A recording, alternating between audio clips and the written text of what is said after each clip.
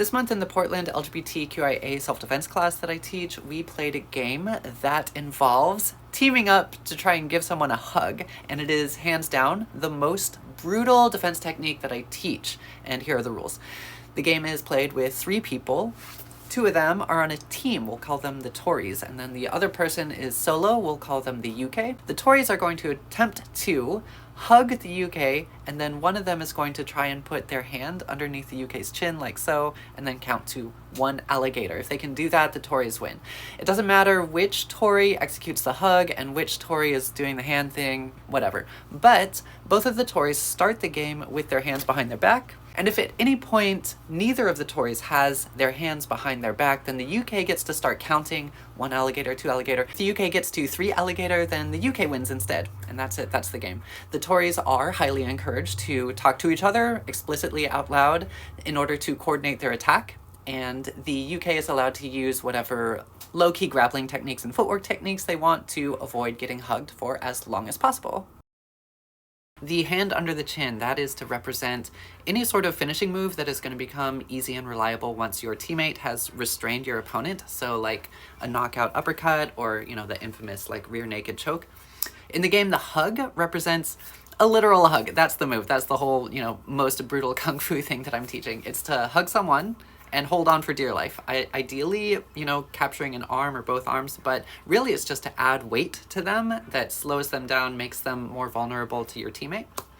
In the game, the solo person trying to count to 3 alligator, that is just to put like a time pressure on the teamwork in case that solo person, they're armed like an active shooter.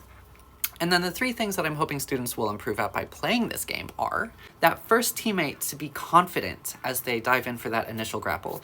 The second teammate to be training out all of their like natural bystander hesitation so that they will assist their other teammate as soon as the action starts happening. And then those 2 teammates constantly talking to each other, telling each other what they want to do and timing, and that's it.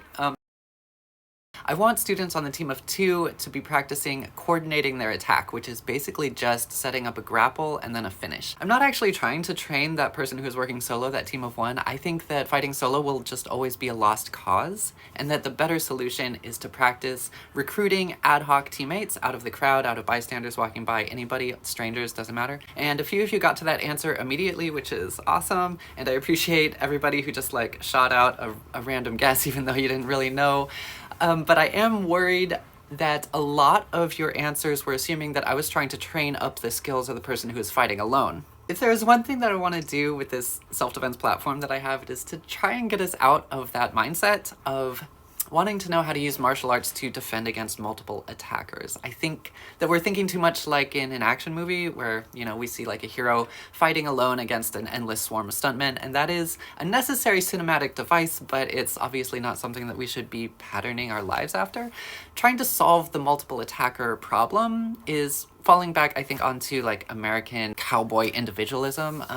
But as marginalized people, we need to be working as a collective in all things, which includes defending ourselves. So if we find ourselves alone, our first response shouldn't be to try and like increase our martial proficiency. It should be to make ourselves not alone.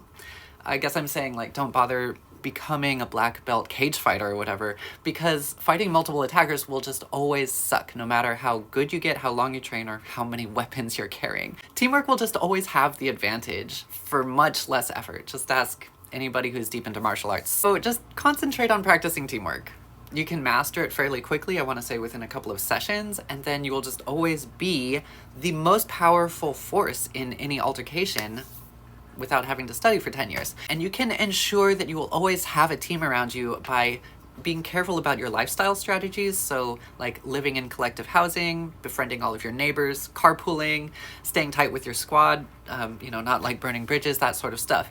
But I know that you're gonna ask, what if I do get caught out alone? And for that, you just practice the verbal techniques that bring bystanders to your side, which is why the 2 versus 1 game that I outlined in my last video is really about practicing that constant communication, training yourself to never shut up, to become skillful at commanding other people to do exactly what you want them to do, even if they're a stranger.